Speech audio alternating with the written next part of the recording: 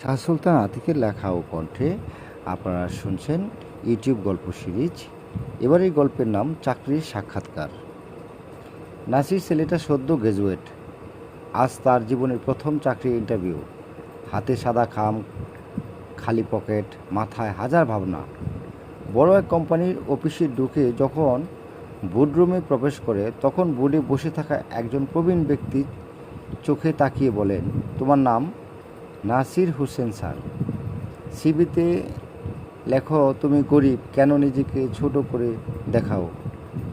নাসির মাথা নিচু করে বলে, স্যার আমি নিজের অবস্থাটা লুকাতে চাইনি। আমি গরিব, কিন্তু স্বপ্ন বড়। প্রবীণ ব্যক্তি মৃদু হেসে বলেন, তুমি জানো আমি কে? নাসির বলল, না স্যার, আমি একসময় তোমার বাবার সহকর্মী ছিলাম। তিনি ছিলেন একজন সৎ অফিস সহকারী। অনেক কষ্টে আমাদের ফাইল টেনে ধরতেন। আমি আজ চেয়ারম্যান, আর তিনি চলে গেছেন চিরবিদায়ে। নাসির অবাক। চেয়ারম্যান উঠে দাঁড়ান, হাতে একটি খাম তুলে দেন নাসিরের হাতে। এই তোমার নিয়োগপত্র।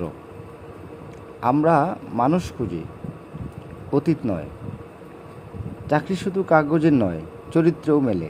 একজন বাবার সততা ছেলেকে চাকরি এনে দেয়, এটি সত্যিকারী উত্তরাধিকার। সাবস্ক্রাইব করুন ভাষা টিভি, হৃদয় গাথা গল্প পেতে প্রতিদিন। ধন্যবাদ।